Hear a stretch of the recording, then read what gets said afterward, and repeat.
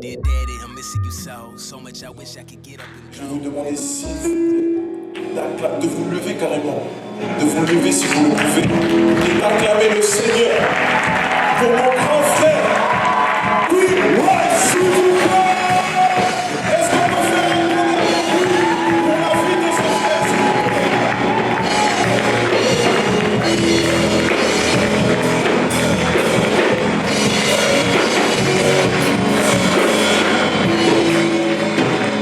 Alléluia. Quand tu veux me créer des problèmes avec Jésus, c'est ça, non? Alléluia. Est-ce qu'on peut acclamer le Seigneur pour... Wow.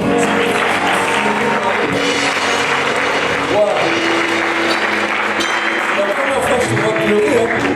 Donc t'es en bolos comme nous ici. Alléluia, on peut s'installer. Je voudrais, dans les 15 minutes qui me sont imparties par la grâce de Dieu, juste vous partager quelque chose qui, moi, m'aide personnellement. Parce que, vraiment, c'est pas facile. Le témoin véritable, c'est celui qui délivre les âmes. C'est pas celui qui fait semblant, pas celui qui prêche bien, qui rappe bien. C'est le témoin véritable. Voilà pourquoi j'ai beaucoup aimé ce que l'homme de Dieu a dit tout à l'heure. Je crois que c'est le frère Cospierre, le pasteur Cospierre, je ne sais pas s'il est ordonné, mais il a expliqué une chose, et ça a fait ressortir cette pensée de dire, peut-être que tu ne connais pas la Bible, mais s'il y a une chose que tu connais, c'est ton témoignage. Amen.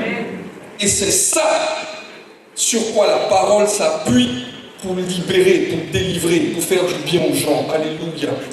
Aujourd'hui, beaucoup d'entre vous, vous avez pris la décision de marcher avec le Seigneur. Et j'ai beaucoup aimé ce que le pasteur Yann a dit. Il a dit, je te garantis qu'après ton baptême, tu vas encore pécher. Moi, le jour de mon baptême, j'ai dit, quand je vais sortir de l'eau, je vais voir des hirondelles. Et Dieu m'a dit, celui-ci est mon chéri coco préféré. Et les gens rigolaient, mais moi j'étais sérieux dans ma foi. Et il y a une chose qui s'est passée, il y a 5 ans en arrière, j'ai des péchés aussi il y a quelques mois, hein. Mais là, pour le cas, c'est ceux d'il y a 5 ans. Pour ce que je vais vous expliquer. Quand je suis venu à Christ, j'ai découvert l'amour du Seigneur. Moi, c'est ça qui m'a brisé. Parce que moi, je faisais des voyages entre Paris et la Belgique pour aller avoir des rapports sexuels avec des prostituées.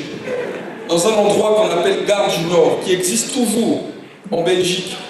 Et c'est là-bas, à un moment donné où j'étais en train d'hésiter entre 2 prostituées, je vous dis cela, et je veux aussi parler de masturbation, parce qu'il y a des frères et des sœurs qui souffrent de ça, mais à qui parler?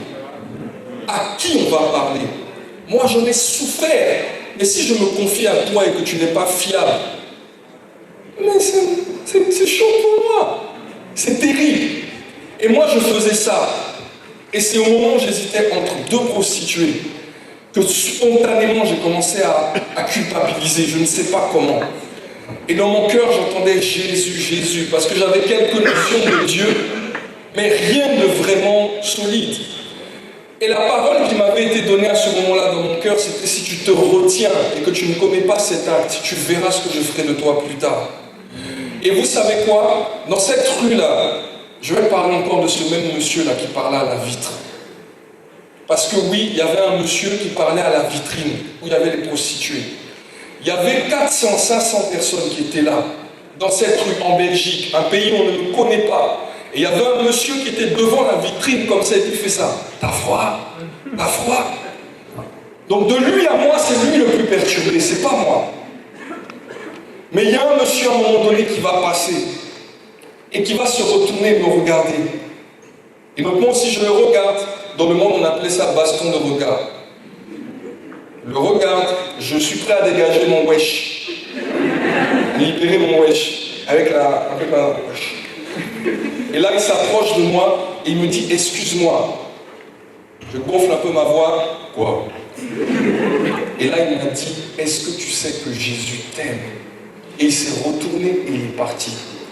Première question, comment lui il fait pour savoir que là c'est une affaire de Jésus qui se passe dans mon cœur?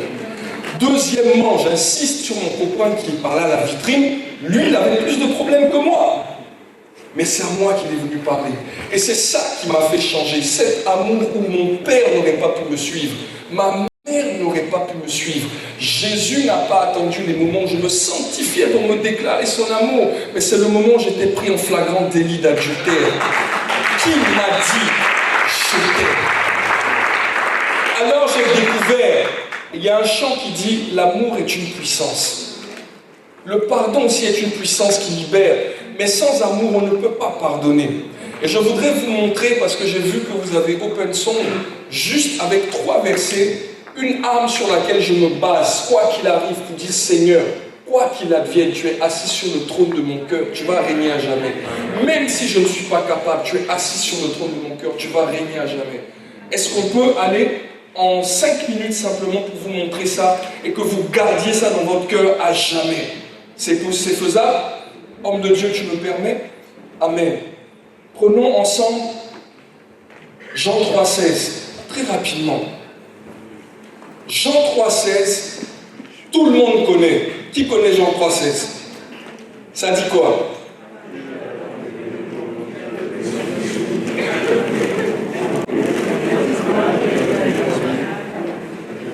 Dieu a tant aimé le monde qu'il a donné son Fils unique, afin que quiconque, n'importe qui, n'importe où, n'importe quand et n'importe comment, croit en lui, ne périsse pas, mais ait la vie éternelle. Alléluia.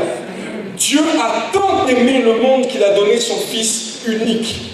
Ça veut dire que aimer selon Dieu consiste, en plus de garder sa parole, regardez comment c'est fort. Dieu dit aimer, c'est garder sa parole, mais lui n'a pas gardé sa parole qui était son Fils, il a donné pour toi.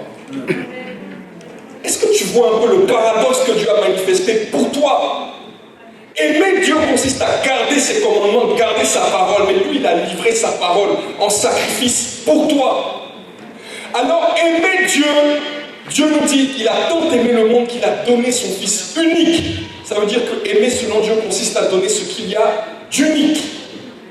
Alléluia. Et pour toi, il a donné ce qu'il y a d'unique. Alors, quelle est la preuve que Dieu a aimé l'homme? Lorsque Dieu a créé le jardin d'Éden, la terre, il a planté lui-même un jardin en Éden. Lui-même. Il a mis toutes sortes d'arbres agréables à voir, n'est-ce pas? Et il a pris l'homme qui était fait de la terre et il l'a mis dans le jardin d'Éden. Et il lui a dit, cultive et garde. Alléluia. Dieu prouve ainsi qu'il aime l'homme.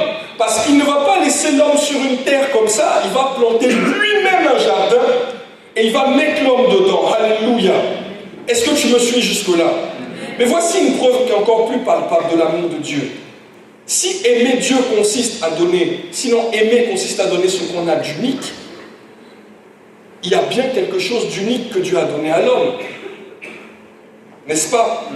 Et cette chose unique que Dieu a donnée à l'homme, ce n'est rien d'autre que ce qu'il y a de plus unique dans l'histoire de la vie. Dieu lui-même. Lorsqu'il a déclaré en Genèse 1,26, faisons l'homme à notre image et selon notre ressemblance. Là, Dieu a donné à l'homme la chose la plus unique. Amen. Donc, si Dieu nous a donné ce qu'il y avait d'unique, ça veut dire que Dieu nous a aimés. Alléluia. Alléluia. Mais avez-vous remarqué que Dieu a fait tout ça avant même que l'homme ne soit capable de faire le bien ou le mal? Quel est mon point? L'amour de Dieu pour toi n'a jamais dépendu du bien ou du mal que tu fais, que tu as fait ou que tu vas faire. Amen. Alléluia. L'amour de Dieu pour toi n'a jamais fluctué quand tu étais obéissant et baissé quand tu étais désobéissant. Non! Mais il a dit ceci, je suis la tête et vous êtes mon corps. Prenons un exemple. Si demain, ma main sur laquelle il y a ma bague de mariage est brûlée, ou la tienne sur laquelle il y a ta bague, où il y aura ta bague. Amen. C'est bien, vous ne cherchez pas à vous marier. Gloire à Dieu. Si cette main-là, ce bras, il est brûlé, qu'est-ce que tu vas faire? Tu vas mettre des bulles pour le cacher. Pourquoi? Parce que le bras n'est plus aussi beau qu'avant, n'est-ce pas? Est-ce que tu vas aimer ton bras tel qu'il est, brûlé? C'est une question. Tu vas l'aimer tel qu'il est? Alors le médecin te dit, bon, comme tu n'aimes pas ton bras, coupe-le. Quelle va être ta réponse? Pourquoi? C'est ça l'amour de Dieu pour toi. C'est ça qu'il a essayé de dire quand il a dit « Vous êtes mon corps ». Même si mon bras ne me plaît plus, on ne touche pas mon bras. Pourquoi? Parce que c'est mon bras. Même s'il t'est arrivé de fauter et de tomber et de chuter, et que le diable vient se plaindre, Jésus dira toujours de par la croix, on ne touche pas à ma fille, on ne touche pas à mon fils. Pourquoi? Parce que c'est ma fille. Demain, mon enfant devient le meilleur des élèves, ça restera mon enfant. Demain, mon enfant devient le pire des gangsters, ça ne va pas changer sur mon acte de naissance. Si c'est vrai sur le monde naturel, à plus forte raison dans les cieux. Alléluia. Je voulais te dire que l'amour de Dieu pour toi n'a jamais dépendu du bien ou du mal que tu fais. Voilà pourquoi aujourd'hui, malgré tout ce que tu as pu vivre, tout ce que tu as pu commettre comme erreur, Dieu t'a encore donné l'opportunité aujourd'hui de te réconcilier avec lui. Alléluia. Alléluia. Est-ce que quelqu'un est avec moi? Voici une deuxième raison que je voudrais que tu gardes dans ton cœur. Il y a, selon Éphésiens 2, le chapitre, le verset 10, des bonnes œuvres que Dieu a préparées d'avance pour que tu les pratiques. Il y a des œuvres qui sont toutes prêtes, sur mesure, pour toi et pour moi. Et c'est ces bonnes œuvres-là que Dieu va utiliser pour gagner le monde. Alléluia. Dieu n'est-il pas omniprésent? Dieu n'est-il pas partout? Il est partout ou il n'est pas partout? Mais est-ce que sa présence partout fait qu'il intervient partout? Dieu n'est pas en Syrie? Il n'est pas? Dieu n'est pas à la Mecque? Dieu n'est pas là où il y a la guerre ou encore? Dieu n'est pas dans nos cités où des frères s'entretuent entre eux alors qu'ils traversent les mêmes galères? Mais pourquoi Dieu n'intervient pas? Parce que l'omniprésence de Dieu sur la terre ne garantit pas son intervention. Il faut que quelqu'un se lève et dise « Seigneur, passe par moi ».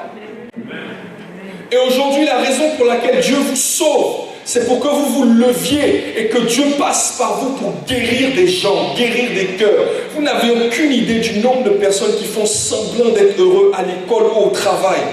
J'ai découvert une grande révélation. Dieu ne nous a jamais emmenés à l'école ou au travail pour qu'on ait des diplômes ou pour qu'on ait des promotions ou pour qu'on puisse prendre soin de nos familles. En fait, ça, c'est le bonus. Mais la réalité, c'est que Dieu nous positionne dans ces endroits-là parce qu'il y a des cœurs qui ont besoin d'entendre ce que Dieu a mis en toi. Lorsque tu vas à l'école pour faire le bon travail, c'est bien, mais la véritable raison pour laquelle tu vas à l'école, c'est que dans ton lycée, on a l'habitude de tricher.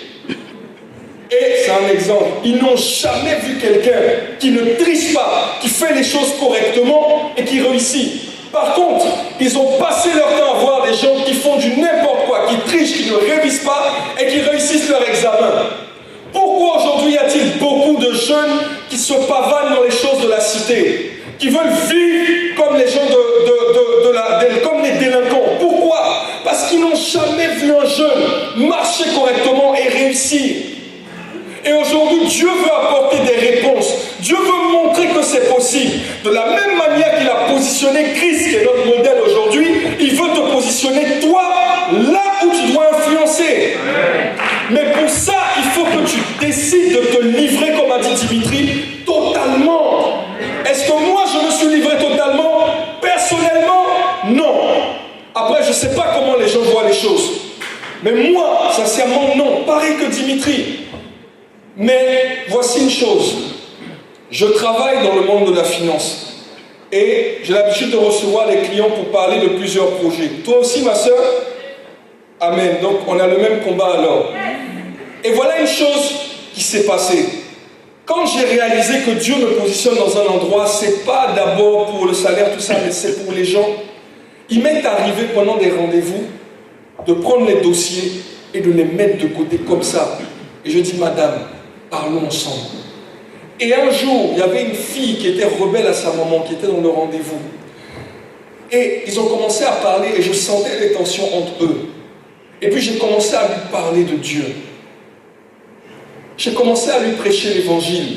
Et je me suis mis à oser lui dire des paroles de connaissance que j'avais dans mon cœur. Mais en même temps que je faisais ça, vous saviez quoi? Je me disais, si je me trompe, non seulement je n'ai pas le droit de parler au travail de Dieu, si elle pète un câble et qu'elle en parle de mon patron, je lui ai donné des paroles de connaissance et je parlais. Elle a commencé à pleurer. Waouh! Elle a pleuré. Et je lui ai dit, est-ce que tu te rends compte? Ici c'est une église, c'est la banque. Ton banquier te parle de Jésus. Réfléchis! Réfléchis! Tu es à la banque, ton banquier te parle jusqu'à ton banquier. Mais réfléchis, Dieu veut te prendre. Dieu n'a pas encore fini avec toi. Et c'est ce genre de choc-là que Dieu veut faire. Vous savez, guérir un malade, c'est pas difficile. Faire pousser un pied, c'est pas difficile. Je le dis avec l'esprit, mais dans ma chair, moi, je me dis, c'est la vérité. Mais il faut marcher par l'esprit. Guérir un malade, c'est pas difficile. Pourquoi? Parce que Dieu dit que si tu demeures en lui, vous porterez du fruit. Attention, je n'ai pas dit vous produirez du fruit. Vous allez porter. C'est ses fruits à lui. Si je veux te guérir, je vais juste mettre ma main sur toi et le fruit que je porte de Jésus va agir, c'est tout. Donc c'est pas moi. Par contre, ce qui est difficile, c'est changer un cœur. Faire naître de nouveau. Ça, c'est compliqué. Et c'est encore pas notre rôle. Mais je veux dire que par rapport à la guérison divine, à ce genre de choses-là, et la transformation d'un cœur, c'est difficile. Pour transformer un cœur, il faut que ton propre cœur à toi soit aussi transformé. Il faut arrêter de faire semblant avec Dieu, sinon c'est de la pure séduction.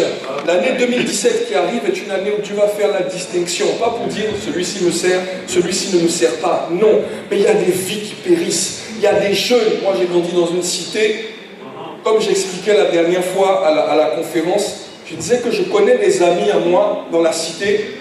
Ils avaient organisé leur deal d'une manière, il y avait, j'ai oublié un peu les noms, mais il y avait ce qu'on appelait des nourrices. Il y avait même un accueil, il y avait les gars à l'étage, en fonction de l'étage, tu as la substance illicite que tu veux. C'était organisé comme ça. Et il y avait des guetteurs, ils avaient une manière d'appeler, dans ma cité c'était un peu.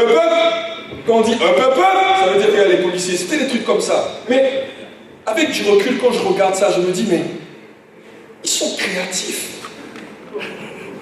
Mais c'est la créativité. Sauf que le diable a détourné ça. Ces mecs-là, ils n'ont rien envie à un cadre païen. Ils ont organisé le truc, ils ont ça en eux. Mais le diable détourne ça pour l'utiliser à sa guise. Et lorsque le diable prend les dons et les talents comme ça par la mentalité qui ne change pas, c'est pas que ta vie qui veut détruire, c'est tous ceux qui vont t'entourer. Et c'est ça que Dieu veut stopper. Et c'est la raison pour laquelle Dieu veut se saisir de toi aujourd'hui. Dieu veut t'utiliser pour bâtir une véritable génération, parce que les temps qui arrivent sont des temps où on ne pourra plus être entre les deux.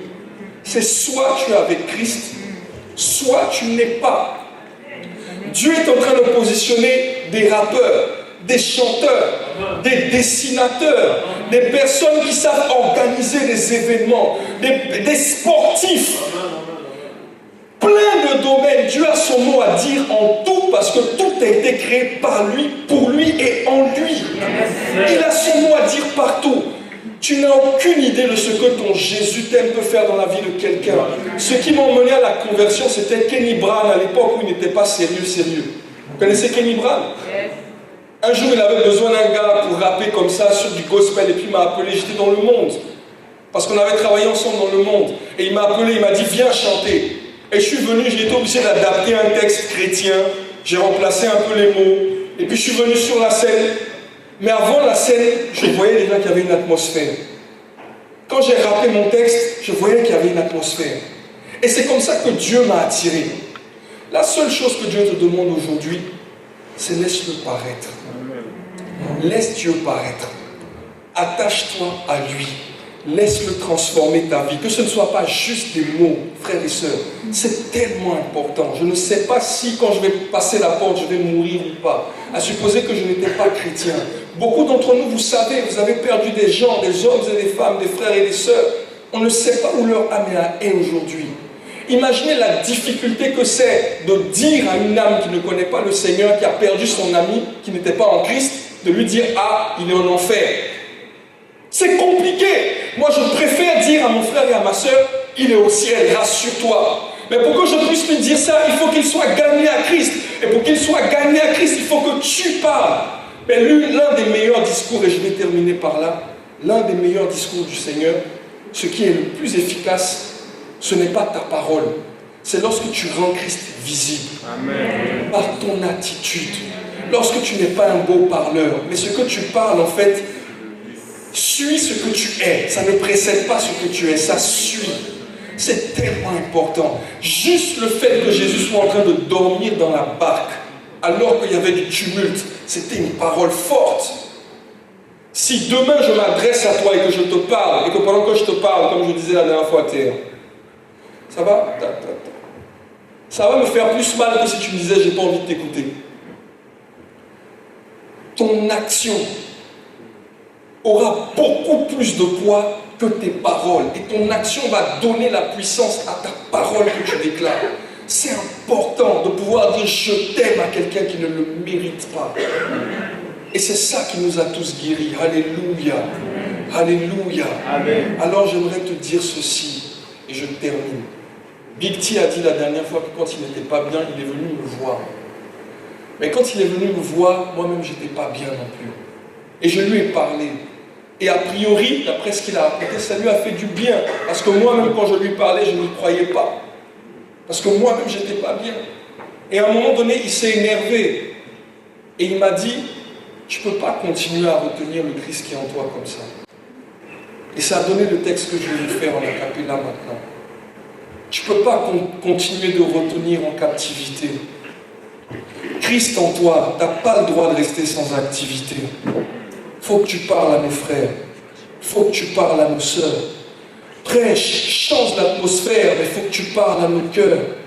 Tu ne peux pas continuer de te taire et voir des frères se massacrer. Le silence est d'or, certes, mais la parole est sacrée. Il n'y a plus d'espoir, donc la foi meurt de manière explosive. Alors que mourir pour Dieu consiste à vivre pour Christ. Amen.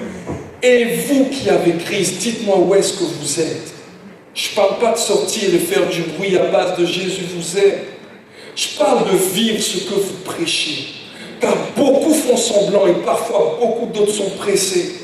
Même si en apparence tout semble apparaître tel un cadeau, un fruit qui n'est pas mûr n'est jamais servi sur un plateau. Non, il ne s'agit pas de jouer les beaux gosses et sourire. Ça ne sert à rien d'être juste né de nouveau. Il faut mûrir. Christ est la parole qui peut te restaurer. Quoi que tu fasses aux yeux de Christ, ton péché reste horrible. Mais quoi que tu aies fait aux yeux de Christ, tu peux être pardonné. Si tu es sincère dans ta foi en Christ, tu auras droit à ta part d'honneur. Ne banalise plus le péché, arrête. Car si la grâce surabonde le péché, son but c'est de le faire disparaître. Autour de moi, au travail, tous croisent les doigts pour faire des vœux. À défaut de croiser les doigts, moi perso j'ai choisi la croix, c'est mieux.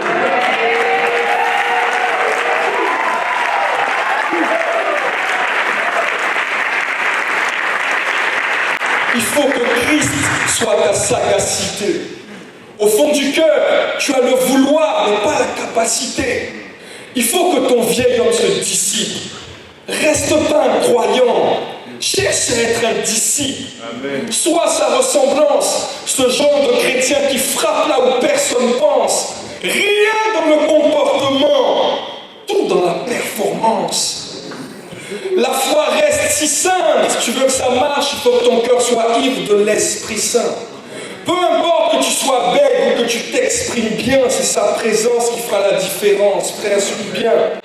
Christ n'est pas venu pour endormir le monde, mais pour le réveiller. 2, il n'est pas venu nous donner de la valeur. Non, non. mais il est venu nous la révéler. Or, qui peut s'élever si Christ est le vrai? Bon, c'était right, big gospel, ton témoignage est précieux, sois-le. Ne te contente pas seulement de chanter du gospel, sois-le. Il faut faire les choses propres, mais sache qu'avant de prêcher, il faut que tu sois toi-même ton propre message. L'Esprit de Dieu n'a pas un cœur de pierre. Il brise jamais le roseau cassé, mais il le redresse avec un cœur de père. Amen. Quant à tes erreurs et tout le reste, c'est déjà caduc, car Dieu t'avait déjà choisi bien avant que tu naisses. Même dans la maladie, il sera ton salut. Oublie le 15 en cas d'urgence, Christ sera ton salut. Veille sur ton cœur plus que toute autre chose et parle de Jésus plus que toute autre cause. Tu sais, j'insiste encore, ça sert à rien honnêtement de faire semblant. Si au final c'est pour se retrouver devant le Père tout tremblant. À quoi ça sert de crier 777 gloires si t'es pas capable de pardonner 7 fois 77 fois? Être chrétien, ce n'est pas l'être à l'extérieur, mais il faut que tes peurs intérieures deviennent tes ex-terreurs, même si tu sais que c'est l'heure où les accusations du diable feront leur best-seller. Il faut que Jésus reste Seigneur.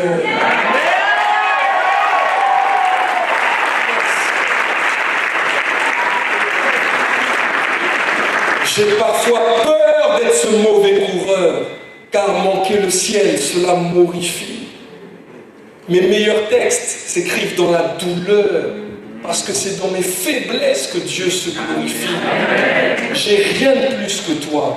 Un jour, tu seras peut-être déçu par mon comportement, car moi aussi j'ai besoin de Jésus. Mais que le pardon à ce moment-là te rende digne comme neuf, car en Christ, un geste d'amour vaut mieux que 10 000 bonnes œuvres. Que Dieu vous bénisse, je vous aime, mais Christ vous aime plus que moi. Alléluia.